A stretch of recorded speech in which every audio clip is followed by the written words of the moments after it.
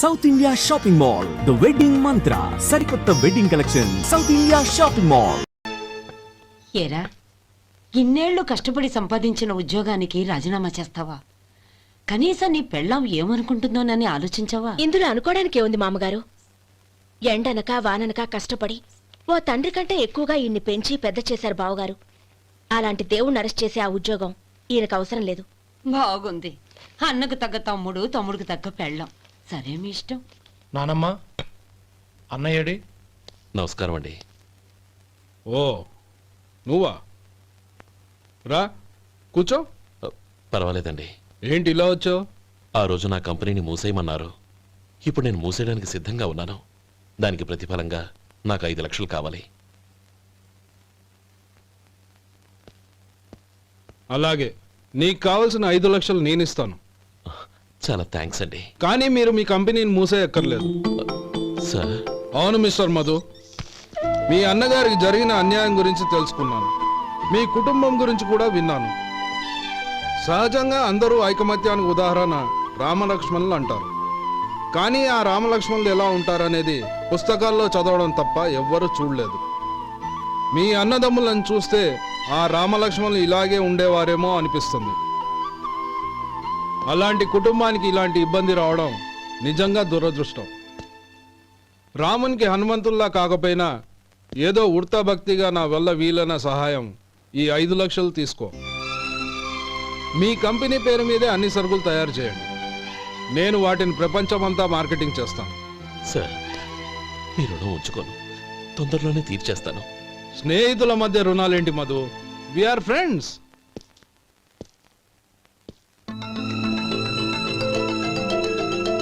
ఏంటే అక్కడ ఆగిపోయావు? రా. నువ్వు మీ అన్నయ్యని అరెస్ట్ చేయడానికి అట్టెళ్ళావు, ఆయన లొంగిపోవడానికి ఇటు వచ్చారు. అవును, యూనిఫామ్ చేత్తో పట్టుకొచ్చావేంటి? సార్, నేను రే, ఈ మాత్రం దానికే బెదిరిపోయి ఉద్యోగం వదులుకుంటావా?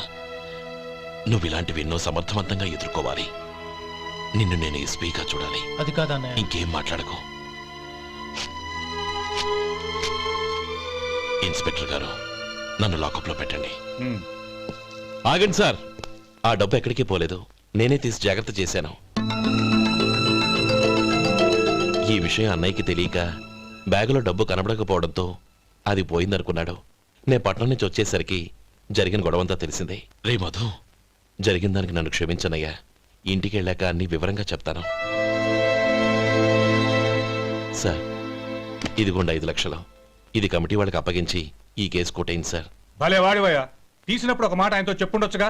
అనవసరంగా పెద్ద స్టేషన్ వరకు రప్పించావు. Sorry sir.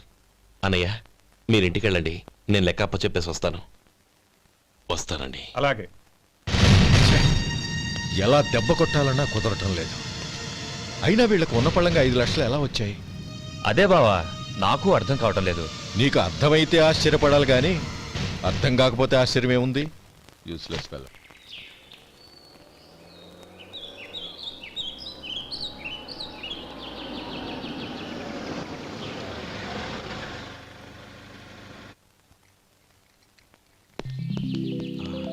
నువ్వు ఇక్కడే ఉండు.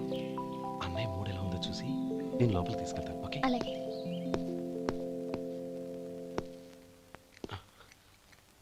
అన్నయ్య, ఏంట్రా?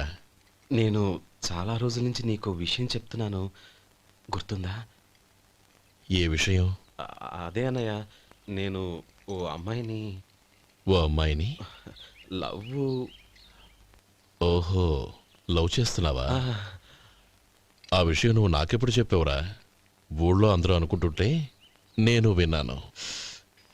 సారీ అన్నయ్య, నీకు చాన్నాళ్ళుగా చెప్పాలనుకుంటున్నాను కదా, అందువల్ల చెప్పేశానేమో అనుకున్నాను. ఓహో, ఆ అమ్మాయి వచ్చిందన్నయ్య, బయట నిలబడి ఉంది. బయట నిలబెట్టడం ఏమిట్రా? లోపలికి తీసుకురా. అలాగే అన్నయ్య. ఏయ్, అన్నయ్య మంచి మూడ్లో ఉన్నాడు, రా. కమ్.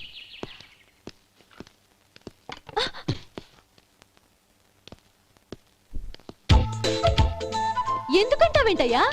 ఆ అన్నయ్య మాట వినగానే మీ డాక్టర్ గడగడ వణికిపోతాడు.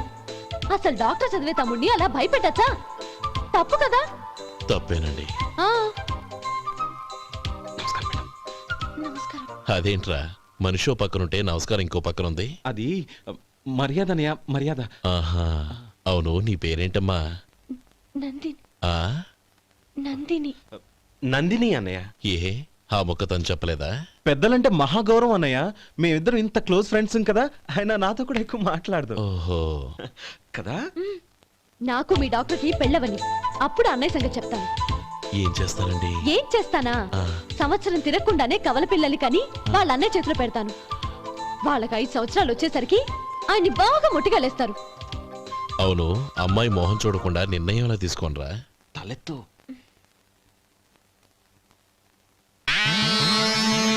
ఏం చెప్తా? అదేనండి, నందిని గారు వచ్చి వెళ్ళారని చెప్తాను. గుడ్. ఆ. పైకొస్తావు. ఈయన మీ అన్నయ్య? అవును. నందిని, ఏమైంది? ఎందుకు ఏడుస్తున్నావు? ఈయన మీ అన్నయ్యని తెలియక తెలియక హాస్పిటల్ దగ్గర మర్యాద లేకుండా దురుసుగా మాట్లాడాను. ఆయన ఈ పెళ్లికి ఒప్పుకోరు. ఊరుకో. అలాంటి చిన్న చిన్న విషయాల్ని మా అన్నయ్య పట్టించుకోడు. అయినా నేను కన్విన్స్ చేస్తాను కదా. ఆయనకంత అవమానం జరిగాక ఎందుకు కన్విన్స్ అవుతారు? అవ్వరు.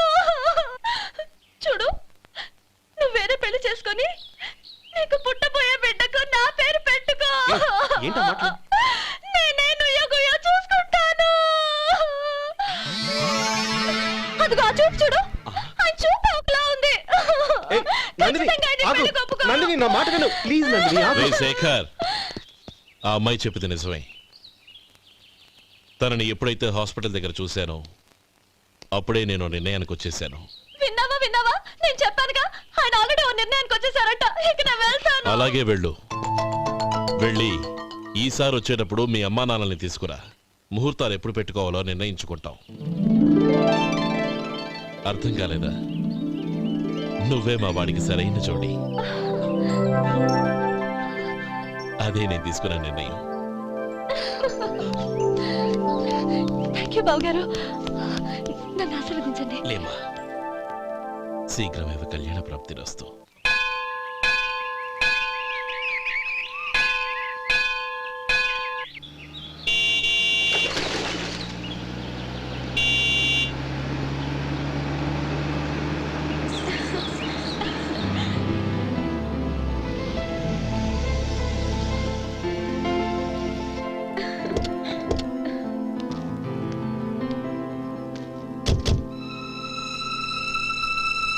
రామ్మా.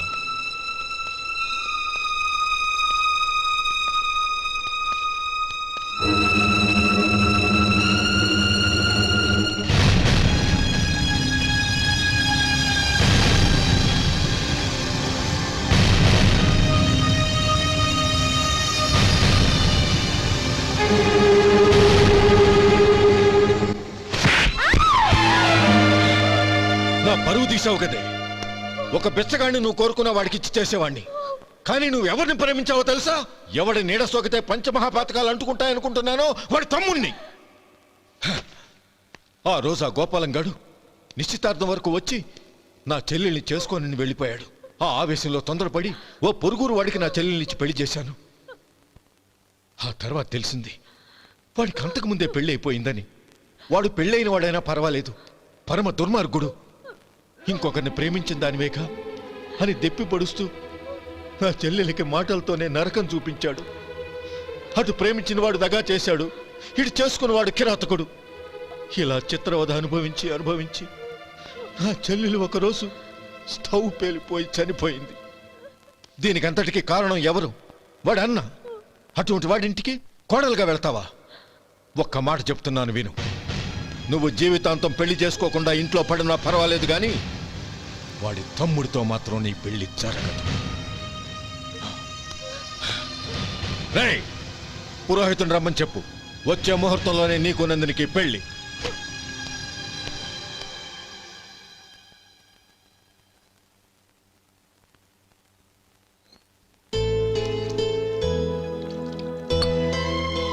ఒరే, అదేంట్రా ఒక ముద్దైనా తినకుండా చేయగడిగేశావు? నాకు ఆకలి కాలేదు నానమ్మ.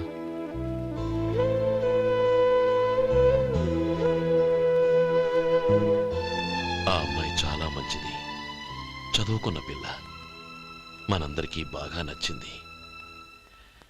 కానీ ఆ లక్ష్మీపతి గారి గురించి ఆలోచిస్తేనే నాకు భయం వేస్తోంది. వాడు మన కుటుంబం ఎప్పుడెప్పుడు విడిపోతుందా అని ఎదురు చూస్తున్నాడు. అన్నయ్య, ఆ అమ్మాయే కాదు, ఈ ప్రపంచంలో మన కుటుంబం కంటే నాకేది ఎక్కువ కాదు. ఆ పెళ్లి గురించి నేను మర్చిపోయాను, మీరు మర్చిపోండి.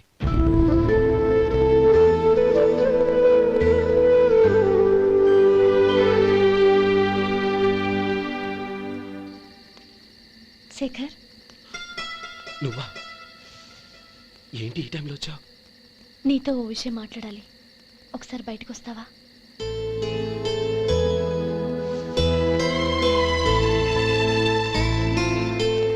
ఏంటి సూట్ కేసుతో వచ్చావు? శేఖర్, మా నాన్న నాకు వేరే పెళ్లి చేయాలని చూస్తున్నాడు. అందుకే నేను నిర్ణయానికి వచ్చాను. మన ఇద్దరం ఎక్కడికైనా పారిపోదాం. చూడు నందిని, ఈ టైంలో నిన్ను నన్ను మా అన్నయ్య చూసాడంటే బాగోదు. నువ్వు వెళ్ళిపో.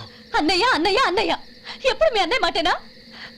నీకు నేను ముఖ్యమా, మీ అన్నయ్య ముఖ్యమా? నాకు మా అన్నయ్య ముఖ్యం. శేఖర్, నీ గుండెల మీద చేయి వేసుకొని చెప్పు, నన్ను మర్చిపోయి సుఖంగా ఉండగలవా? అది నాకు తెలియదు, కానీ మా అన్నయ్యకు తలవంపులు తెచ్చి ఖచ్చితంగా నేను మనశ్శాంతితో ఉండలేను. నా పరిస్థితి అర్థం చేసుకో. దయచేసి మీ నాన్న చూసిన సంబంధం చేసుకుని సుఖంగా ఉండు. చాలా టైం అయింది, ఇంకా బయలుదేరు. నన్ను క్షమించు.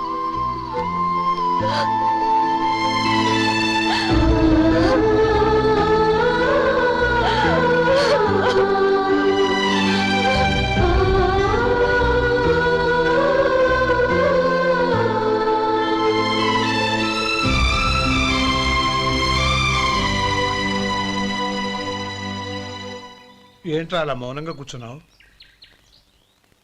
ఏం లేదురా, కోరుకున్న అమ్మాయి రా పారిపోదామని వస్తే మా అన్నయ్య బాధపడే పనేది నేను చెయ్యలేను, నన్ను క్షమించని ఆ అమ్మాయిని పంపించేసాడ్రా నా తమ్ముడు. అదిరా వాడికి నా మీద ఉన్న అభిమానం. ఇంతవరకు వాడు అడిగింది ఏదీ నేను లేదనలేదు. ఒక అన్నగా వాడి పట్ల నా బాధ్యతలన్నీ నెరవేర్చాను. అలాంటిది ఈరోజు వాడు మనసారా కోరుకున్న అమ్మాయిని వద్దని నేను ఎలా చెప్పగలనురా? వాడి సంతోషం కంటే నాకు కావాల్సిందే ఉంది. అందుకే నేను ఒక నిర్ణయానికి వచ్చాను. ఓపెనింగ్ స్టాకు 31,700 అండి. ఈ రోజు 200 లారీల్లో 21,500 ప్యాడీ వచ్చిందండి. అవి ఈ పక్కన సర్దించానండి. తర్వాత ఇవి నిన్నొచ్చిన ధాన్యం బస్తాలండి. 50 లారీల్లో 5,000 బస్తాల బియ్యం బయటకు పంపించామండి. సాయంత్రానికి మన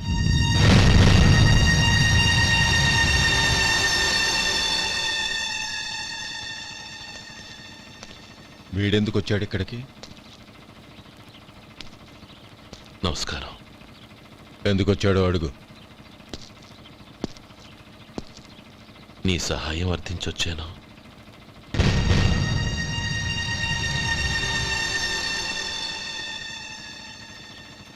మీరు వెళ్ళండి. ఆ రోజు నీ చెల్లెల్ని నేను చేసుకోనన్నాను. ఏ పరిస్థితిలో అలా అన్నానో నీకు తెలుసు. నేను చేసింది తప్పని నీకు అనిపిస్తే ఆ తప్పుకి నా తమ్ముడిని శిక్షించద్దు.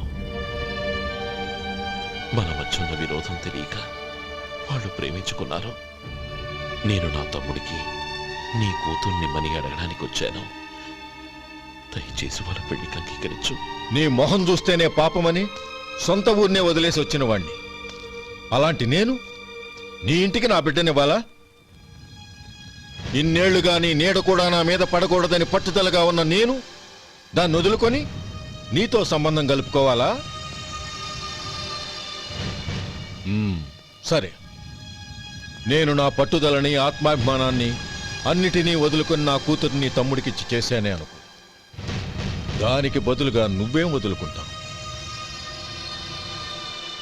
ఏం వదులుకుంటావో చెప్పు.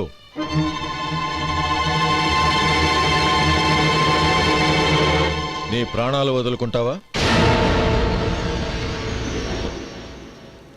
అలాగే నీ ప్రాణం వదిలితే నాకేంట్రా లాభం? నువ్వు దేని మీదైతే ప్రాణాలు పెట్టుకున్నావో దాన్ని వదిలే. నీ తమ్ముళ్ళ మీదగా నువ్వు ప్రాణాలు పెట్టుకున్నావు, ఆ తమ్ముళ్లను వదిలే. అన్న అనే బంధానికి నువ్వు నీళ్లు వదిలేయాలి. ఎప్పుడు నీ తమ్ముడు నా కూతురి మెళ్ళలో తాళి కడతాడో అప్పుడే నీకు నీ తమ్ముళ్లకు ఉన్న అనుబంధం తెగిపోవాలి. నీ తమ్ముడు నా కూతురి మెళ్ళలో తాళి కట్టడానికి ముందే నువ్వు శాశ్వతంగా ఈ ఊరొదిలి వెళ్ళిపోవాలి. వీటన్నిటికీ నువ్వు అంగీకరిస్తేనే ఈ పెళ్లికి నేను అంగీకరిస్తాను.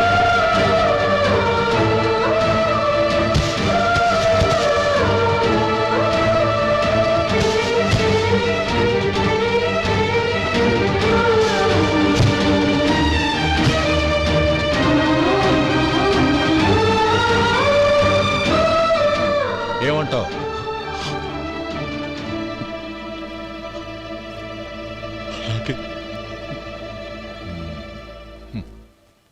ప్రమాణం చేయి.